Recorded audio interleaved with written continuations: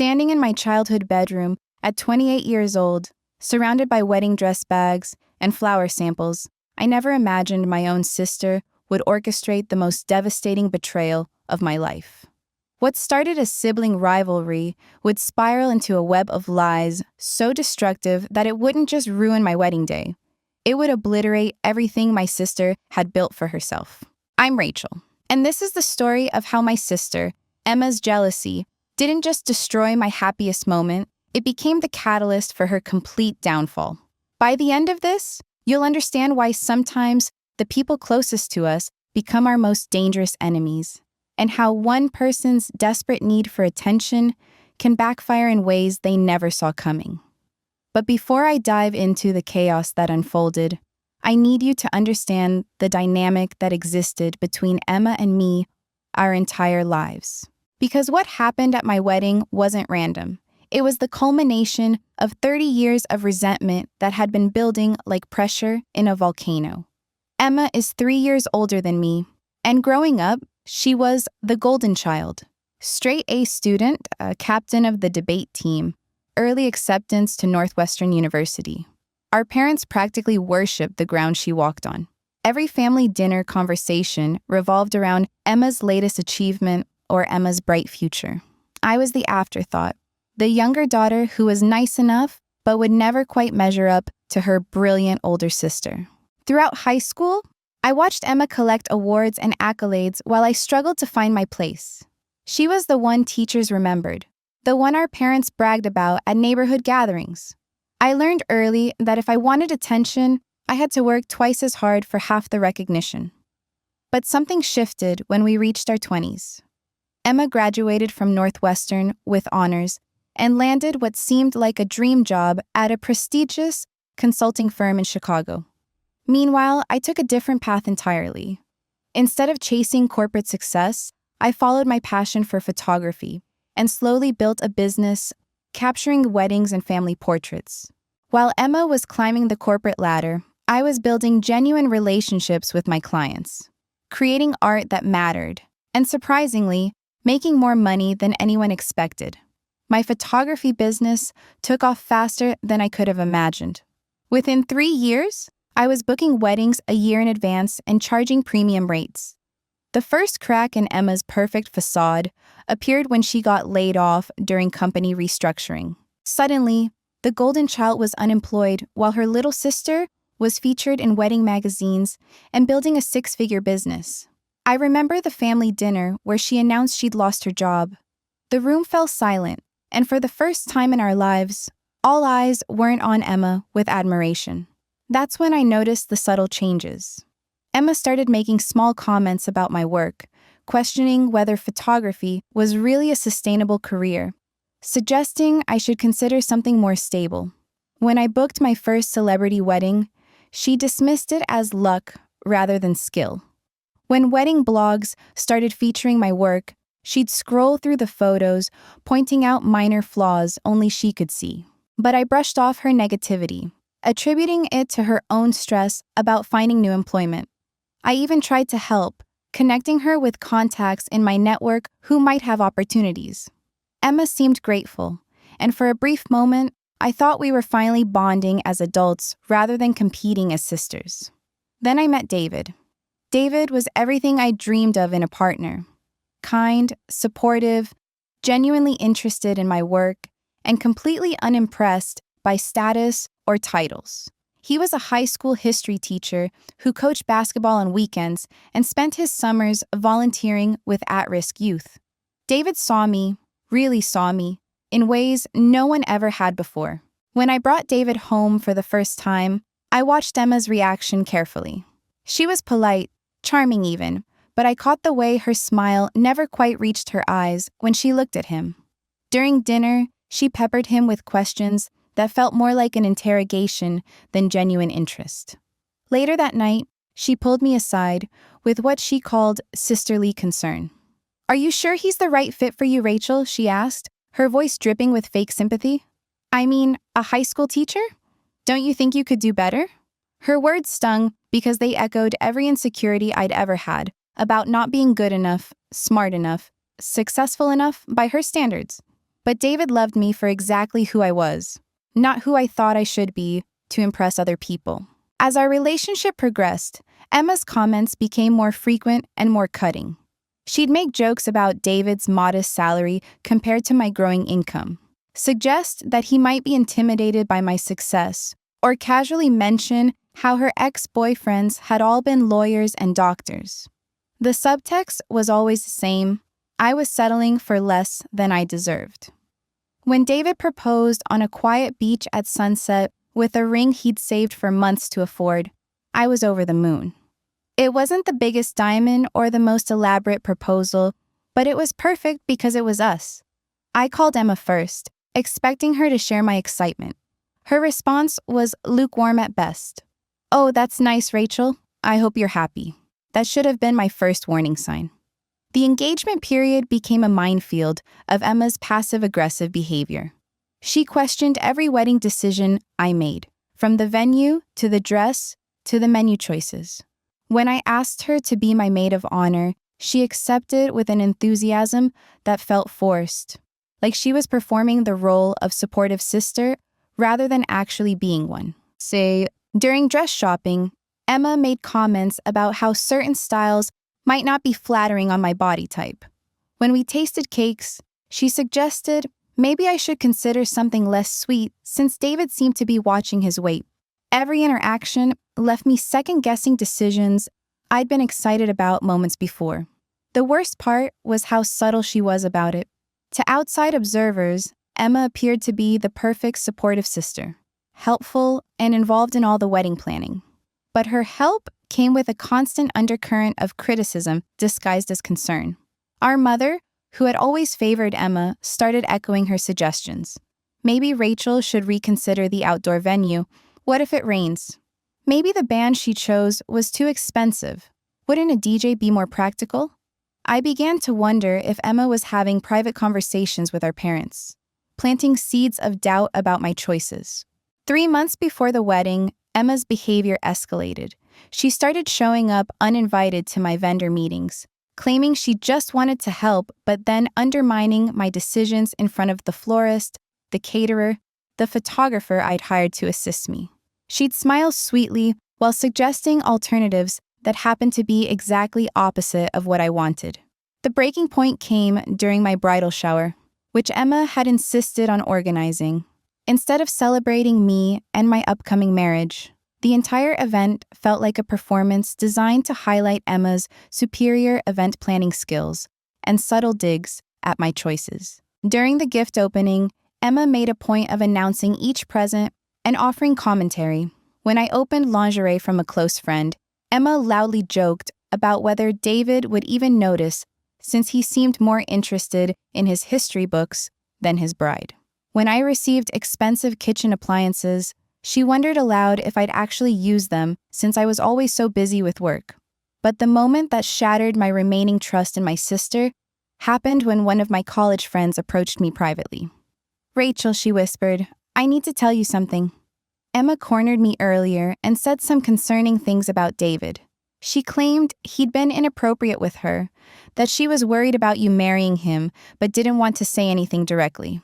My blood ran cold. Emma hadn't said these things to me, but she was spreading poison about my fiancé to my friends, planting seeds that could destroy my relationships and my reputation. That night, I confronted Emma directly. She denied everything, claiming my friend must have misunderstood, that she was just expressing concern about David's financial stability. But I saw the calculation in her eyes, the way she deflected rather than denied, and I knew my friend was telling the truth. For the first time in my life, I told Emma exactly what I thought of her behavior. I accused her of being jealous, of trying to sabotage my happiness because she couldn't stand seeing me succeed where she had failed.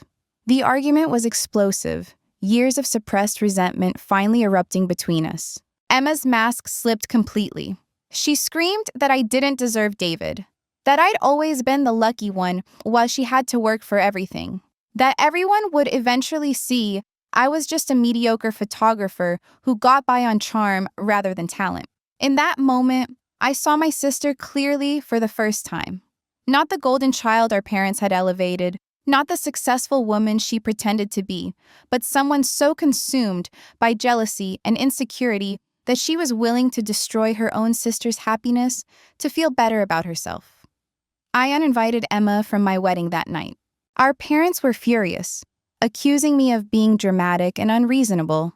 They begged me to reconsider, insisting that Emma was just stressed about her own life and didn't mean any harm.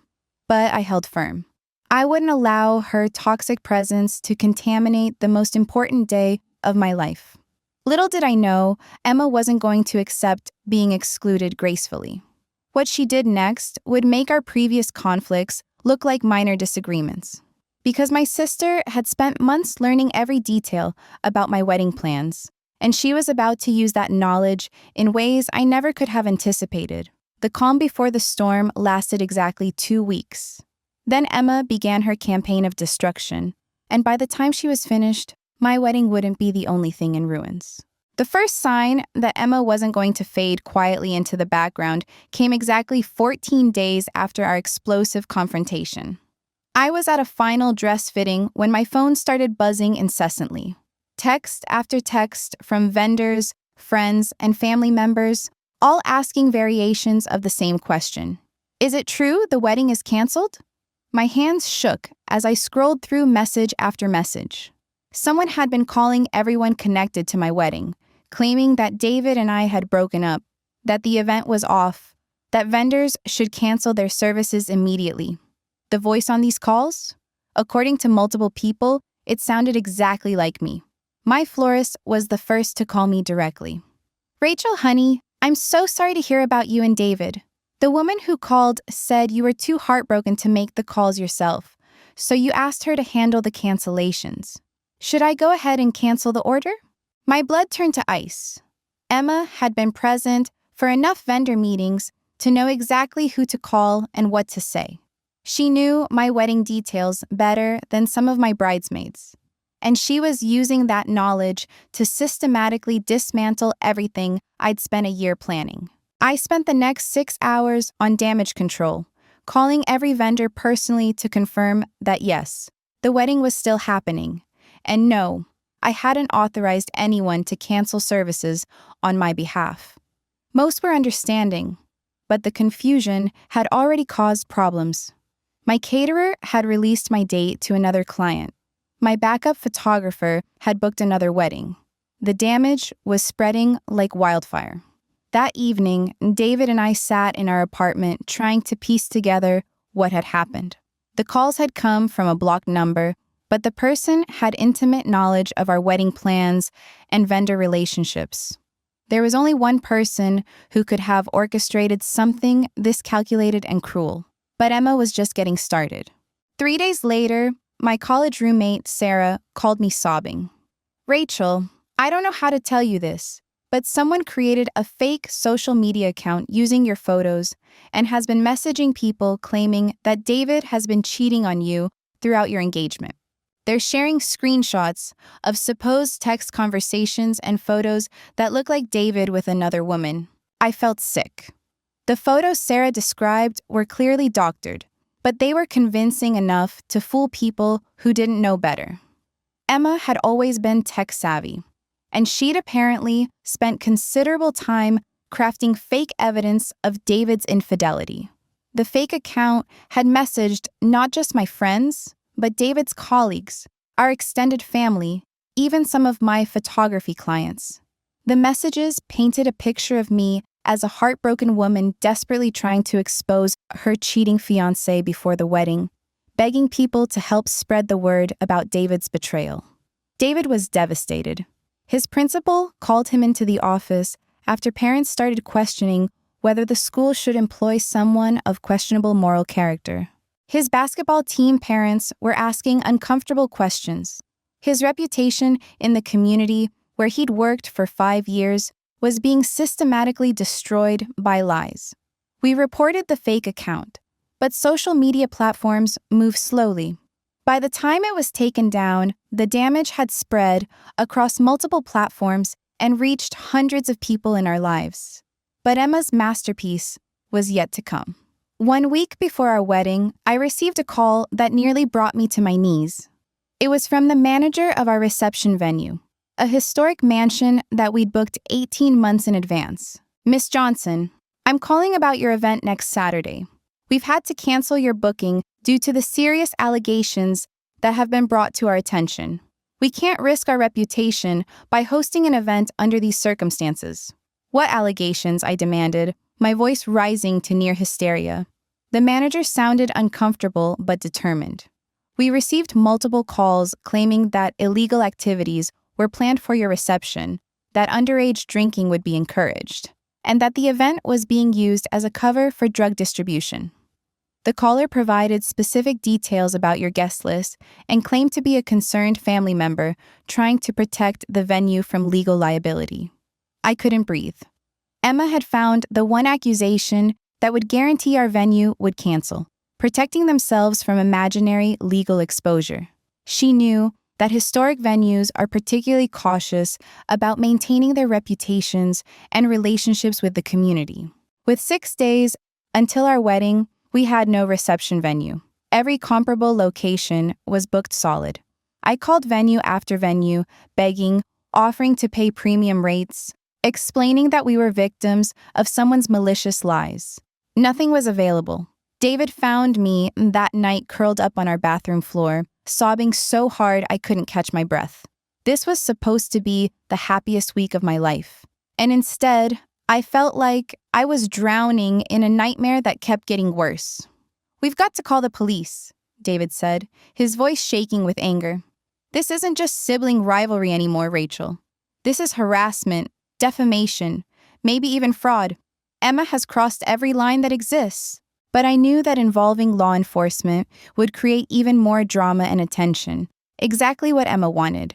She was feeding off the chaos she'd created, watching from the sidelines as her calculated campaign of destruction played out exactly as she'd planned. That's when I made a decision that surprised even myself. Instead of canceling our wedding or letting Emma's sabotage win, I decided to fight back, but not in the way she expected. I called an emergency meeting with my remaining vendors and closest friends. We gathered in my parents' living room, the same space where Emma and I had played as children, where she'd always been the star of every family gathering. I told them everything. The fake cancellation calls, the doctored photos, the venue sabotage, all of it. I showed them evidence I'd been collecting, screenshots of the fake social media accounts, records of the malicious calls, testimonies from people who'd been contacted with lies about David and me. My maid of honor, Jessica, stared at the evidence in disbelief. Rachel, this is psychotic. Your own sister did all of this? What shocked me most was my mother's reaction. She'd always defended Emma, made excuses for her behavior, insisted that sibling rivalry was normal. But faced with the systematic nature of Emma's sabotage, even she couldn't deny what her golden child had become. Your father and I had no idea it had gone this far, she whispered, tears streaming down her face. We knew Emma was struggling with jealousy, but this is beyond anything we could have imagined. That's when I realized Emma had made a critical mistake in her campaign of revenge. She'd been so focused on destroying my wedding that she'd revealed her true nature to everyone who mattered. The mask she'd worn for 30 years had finally slipped completely, and there was no putting it back on. My friend Marcus, who worked in social media marketing, had been quietly documenting everything. He traced the fake accounts back to IP addresses, saved screenshots before they could be deleted, and built an ironclad case proving Emma's involvement in every aspect of the sabotage. We're going to turn this around, he said, his voice filled with determination. Emma thinks she's destroyed your wedding, but she's actually given us everything we need to expose her completely.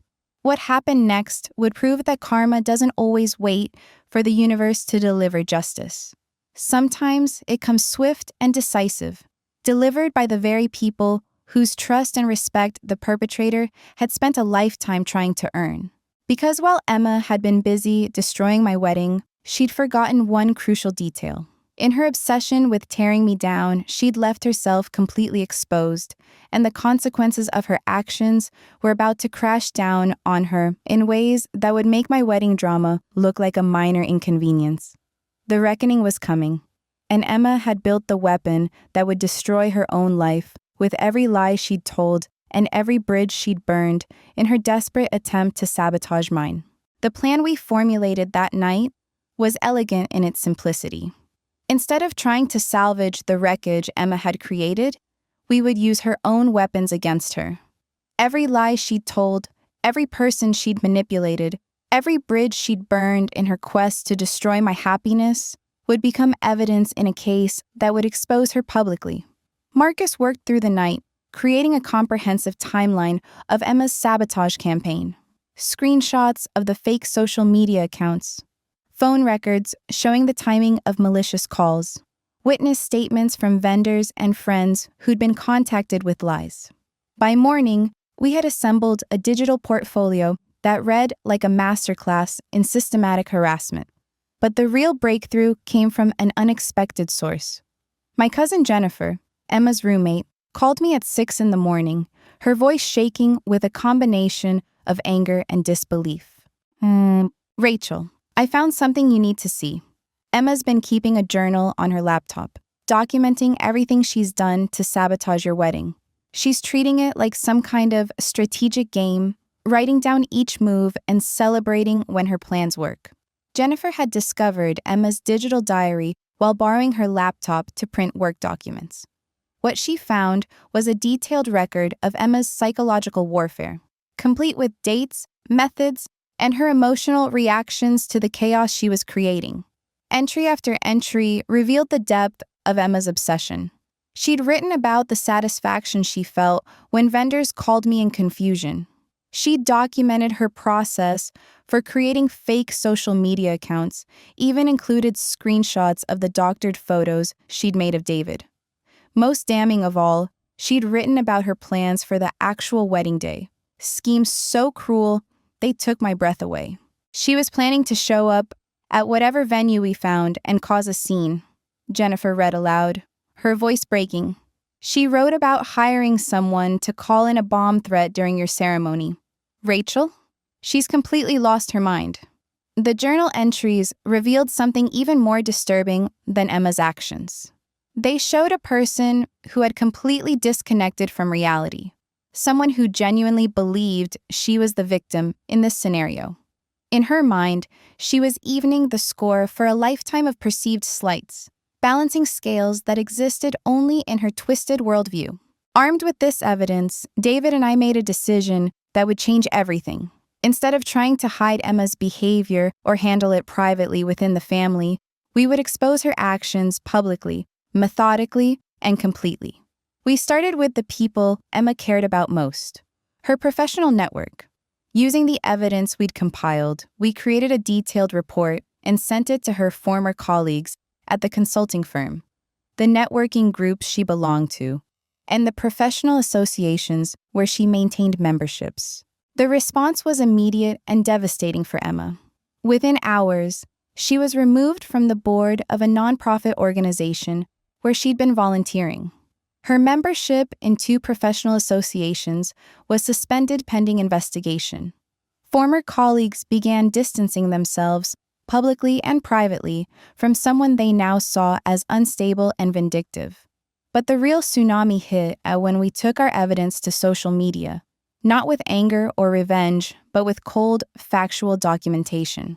Marcus created a thread that laid out Emma's campaign of sabotage with clinical precision, including screenshots of her journal entries and evidence of her fake accounts. The thread went viral within 6 hours. Suddenly, Emma's behavior wasn't contained within our family or friend circle. Thousands of people were reading about her systematic attempt to destroy her sister's wedding, sharing their own stories of similar betrayals, and expressing outrage at the calculated cruelty of her actions. Local news outlets picked up the story. Wedding blogs featured it as a cautionary tale about family toxicity. Emma's name became synonymous with sibling sabotage in ways that would follow her for years to come. The professional consequences multiplied rapidly. Companies where Emma had applied for jobs rescinded interview offers after her name appeared in Google searches. Potential employers who might have overlooked a simple family dispute couldn't ignore someone who demonstrated such calculated vindictiveness and poor judgment.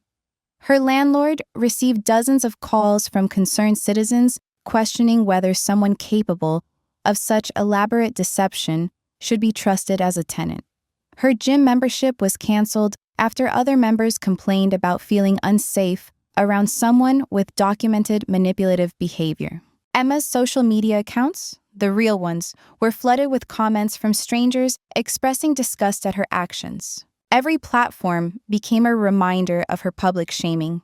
Every notification a fresh wound to her carefully constructed image. But the most devastating blow came from our extended family. Aunts, uncles, and cousins who had always viewed Emma as a successful one began to see her differently. The journal entries revealed not just her recent sabotage, but years of subtle manipulations and lies that family members suddenly recognized in their own interactions with her. Our grandmother, who had always favored Emma, called to apologize for not seeing the warning signs earlier. She'd remembered incidents from our childhood where Emma had blamed me for things she'd done, situations where she'd manipulated family gatherings to ensure she remained the center of attention. Uncle Robert reached out to share that Emma had tried to undermine his business relationships by spreading rumors about his financial stability when his company briefly struggled.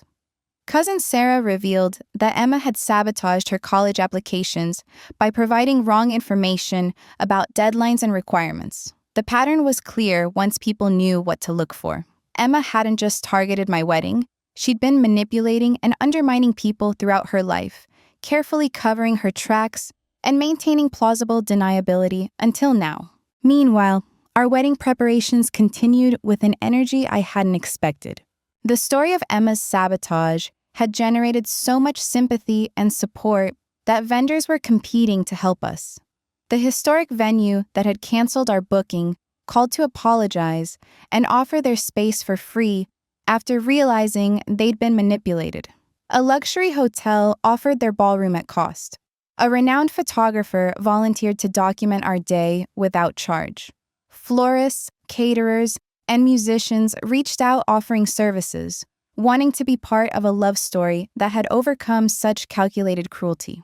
The guest list swelled as friends and even strangers asked to attend, wanting to witness our triumph over Emma's attempts at destruction. What had started as an intimate celebration became a community rally around love conquering manipulation. 3 days before our rescheduled wedding, Emma made her final desperate move. She showed up at my apartment building, looking haggard and defeated, begging to speak with me. The confident, polished woman who had orchestrated months of sabotage was gone, replaced by someone who looked broken and desperate. Through the intercom, her voice cracked as she pleaded for forgiveness. "Rachel, please. I know I made mistakes, but I never meant for things to go this far. I was just hurting and jealous, and I lost control. Can we talk? Can we fix this?" But I'd learned too much about Emma's true nature to believe her performance. The journal entries had revealed someone who celebrated each successful act of sabotage, who planned escalating attacks with methodical precision. This wasn't someone who'd lost control. This was someone who'd calculated every move and was now facing consequences she'd never anticipated. "I can't, Emma. You made your choices, and now you have to live with them." Her sobs echoed through the intercom, but I felt nothing but relief when I turned it off. For the first time in my life, I was free from Emma's manipulation, free from the obligation to forgive behavior that had crossed every possible line. Security footage later showed Emma sitting in the lobby for 3 hours, waiting for me to change my mind, to give her the forgiveness and reconciliation she'd never earned. When it became clear I wouldn't relent, she left without another word. The next morning, I woke up to discover that Emma had moved out of the city entirely. Jennifer found a note saying she was starting over somewhere new where people didn't know her story. The golden child who had once dominated every room she entered was fleeing in shame from the consequences of her own actions. Our parents struggled with the aftermath. Dad, who had always been proud of Emma's achievements, found himself questioning everything he thought he knew about his older daughter.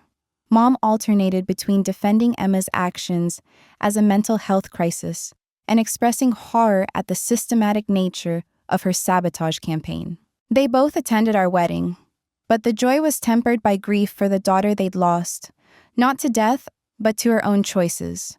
Emma's empty seat at the family table served as a stark reminder that actions have consequences, even for golden children who'd spent their lives believing the rules didn't apply to them. The wedding itself was everything I dreamed of and more.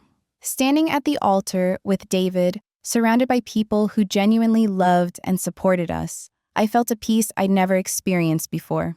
Emma's absence wasn't a wound, it was a relief, proof that I'd finally broken free from toxic patterns that had defined our relationship for 30 years. But even as I celebrated my new beginning, I knew Emma's story wasn't over. The public exposure had destroyed her carefully constructed life, but it had also given her something she'd never had before. A clear view of who she'd become and a choice about who she wanted to be going forward. Whether she would use that opportunity for genuine change or continue down the path of manipulation and revenge remained to be seen. But for the first time in my life, Emma's choices were no longer my responsibility, and her consequences were no longer my burden to bear. The girl who had once lived in her sister's shadow had finally stepped into her own light, while the golden child discovered that all the achievements in the world couldn't save someone from the darkness of their own making. 6 months after our wedding, I thought the Emma chapter of my life had closed permanently. David and I had settled into married life.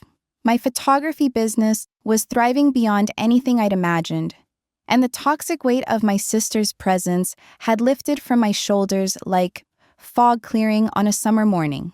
Then my phone rang at 7:30 on a Tuesday evening, and everything changed again. The voice on the other end was barely recognizable. Where Emma had once spoken with confident authority, now there was only broken desperation. "Rachel, please don't hang up. I know you have every right to never speak to me again, but I need you to know what's happened." Against my better judgment, I stayed on the line. Something in her voice, a raw vulnerability I'd never heard before, kept me listening. "I lost everything," she continued, words tumbling out in a rush. The consulting firm I'd been trying to get hired at withdrew their offer after they found the news articles. 3 other companies did the same thing. I can't get work anywhere in Chicago. No one will even interview me. Part of me wanted to feel satisfaction at this news. Emma was finally experiencing consequences for her actions, facing the reality that behavior has repercussions beyond the immediate damage it causes. But hearing the genuine brokenness in her voice stirred something unexpected in me. Not forgiveness exactly, but a recognition of how completely her world had collapsed. I'd been living in a studio apartment in Milwaukee, working at a coffee shop just to pay rent. The woman who once commanded boardrooms and built strategic presentations was now asking if customers wanted extra foam with their lattes. The humiliation was complete. But that wasn't why she was calling. "I've been going to therapy, Rachel, real therapy, twice a week for the past 4 months, and I'm starting to understand things about myself that I never wanted to face." She paused, and I could hear her breathing, steadying herself for whatever came next. "Dr. Martinez helped me see that what I did to you wasn't just jealousy or sibling rivalry. It was systematic emotional abuse that I'd been perpetrating for years without even recognizing it. I've been reading about narcissistic personality patterns, and everything fits. Everything." The admission hung between us, heavy with implications I wasn't ready to process. Emma acknowledging her behavior was one thing, but claiming to understand the psychological mechanisms behind it was something else entirely. "I know I can't undo what I did," she continued. "I know saying sorry isn't enough will never be enough.